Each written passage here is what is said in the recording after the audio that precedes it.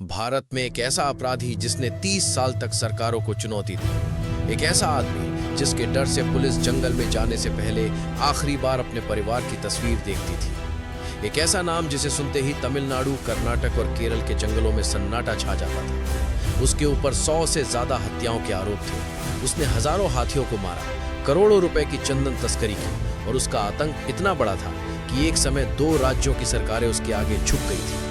लोग कहते थे जंगल में सरकार का कानून नहीं चलता था, वहां सिर्फ एक आदमी का राज चलता था, वीरप्पन। तमिलनाडु और कर्नाटक की सीमा पर फैला वो घना जंगल जहां सूरज की रोशनी भी पूरी तरह जमीन तक नहीं पहुंचती, कई सालों तक मौत का अड्डा बना रहा। कहा जाता था अगर वीरप्पन तुम्हें देख ले तो शायद तुम जिंदा वापस नहीं लौटोगे। वो जंगल को किताब की तरह पढ़ता था। हर रास्ता, हर पहाड़ी, हर पगडंडी उसे याद थी। पुलिस आती थी, सर्च ऑपरेशन चलते थे, हेलीकॉप्टर उड़ते थे, हजारों जवान जंगल में उतरते थे, लेकिन हर बार जंगल वीरप्पन को निगल लेता था। उसका असली नाम था कोसे मुनिस्वामी वीरप्पन। 18 जनवरी 1952 तमिलनाडु के धर्मपुरी जिले का छोटा सा गांव गोपीनाथ।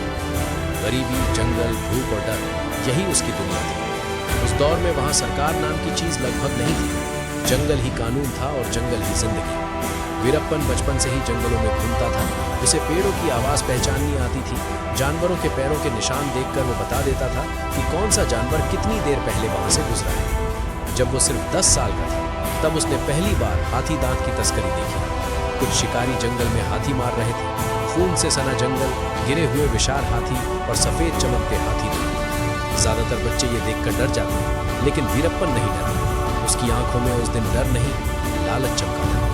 17 साल की उम्र में उसने अपना पहला हाथी मारा, फिर दूसरा, फिर तीसरा, और धीरे धीरे हत्या उसके लिए आदत बन गई। हाथी दांत के अंतर्राष्ट्रीय बाजार में भारी कीमत थी। एक हाथी लाखों रुपए, और जंगल में पुलिस का डर उतना नहीं था जितना पैसों का लालच। धीरे धीरे वीरप्पन ने अपना गैंग बना लिया।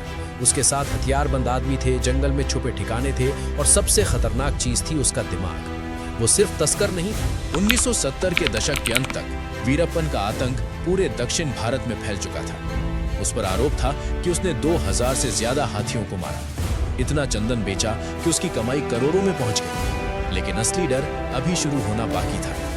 1980 के दशक में सरकार को एहसास हुआ कि वीरप्पन अब सिर्फ तस्कर नहीं रहा, वो एक युद्ध बन चुका था। तमिलनाडु और कर्नाटक सरकार ने मिलकर STF बनाई, स्पेशल टास्क फोर्स। जंगल में ऑपरेशन शुरू हुए। सैकड़ों जवान भेजे गए, लेकिन जंगल वीरप्पन का था।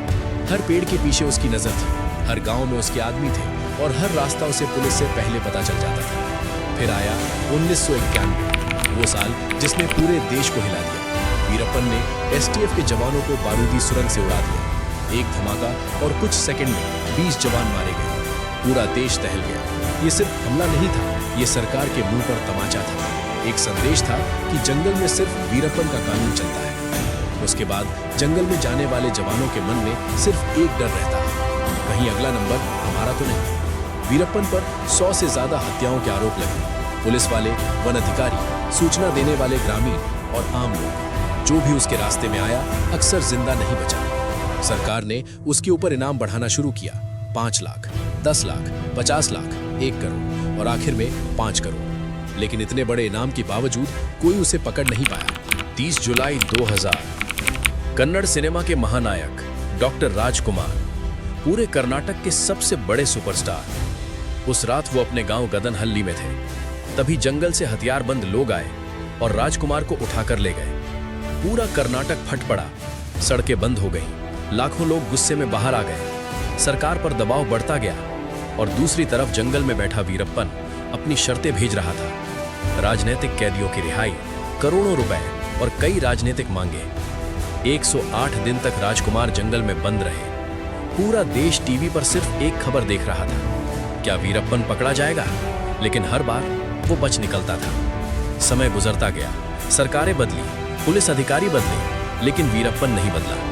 30 साल तक वो जंगल का भूत बना रहा। फिर 2004 में तमिलनाडु STF की कमान संभाली के विजय कुमार ने। उन्हें पता था वीरप्पन को ताकत से नहीं, चालाकी से पकड़ा जाएगा। एक गुप्त योजना बनाई गई, नाम था ऑपरेशन कोकून।